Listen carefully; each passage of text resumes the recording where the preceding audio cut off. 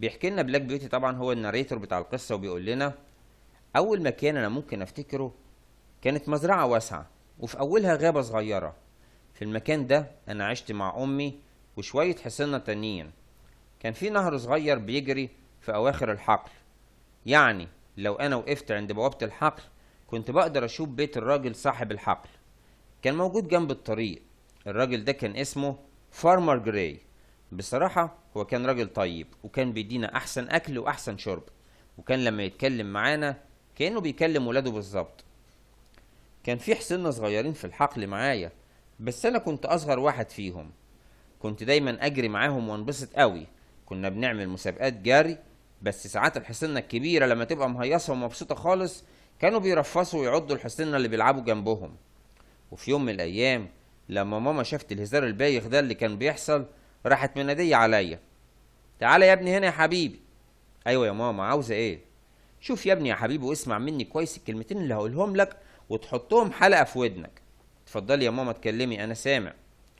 شوف يا حبيبي، الحصنة اللي في المزرعة دي كلهم كويسين وكلهم ولاد ناس، لكن مش كلهم زينا.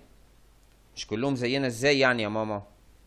ما اظنش يا ابني انك في يوم شفتني برفص او بعض اي حد. لا بصراحة عمرك ما عملتيها يا امي.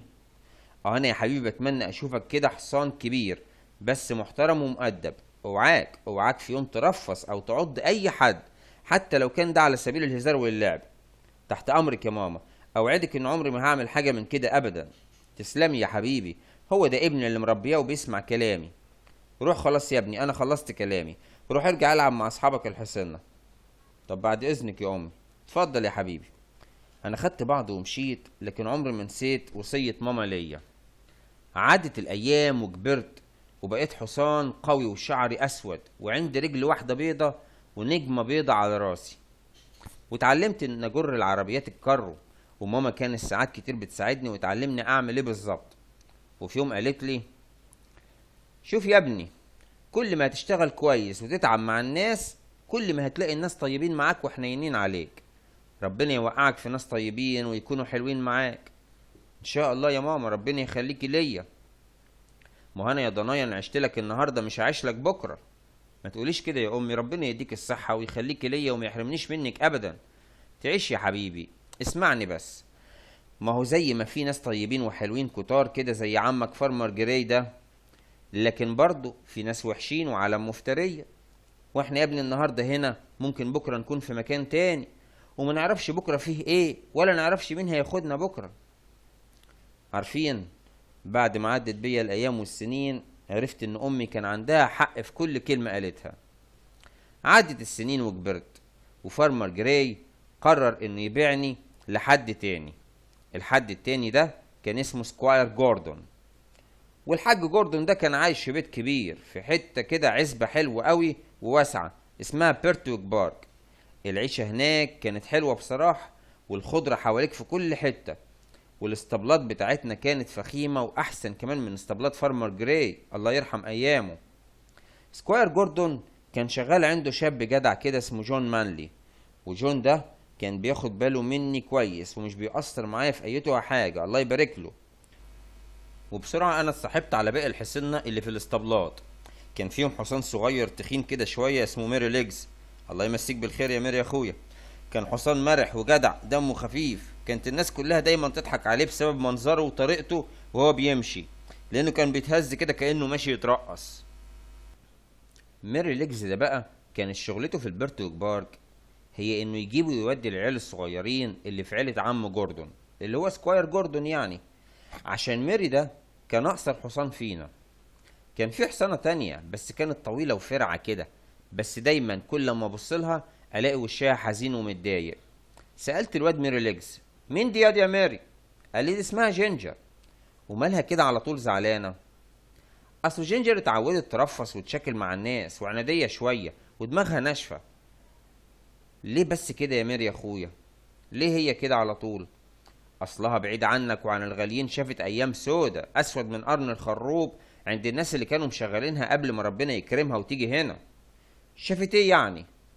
دي كانت شغالة عند عالم مفترية ما يعرفوش ربنا، وياما ضربوها وبهدلوها وجوعوها وعدموها العافية بعيد عنك. يا ساتر يا رب. هو في ناس ممكن يكونوا بالقسوة دي؟ معقولة يحصل كده؟ اه معقول، امال ايه؟ وعشان كده بقى هي بقت كارهة الناس ودايما كده حزينة ومكشرة. مسكينة يا جينجر، بجد صعبت عليا. ما يصعبش عليك غالي يا... اله صحيح ما قلتليش، هو انت اسمك ايه؟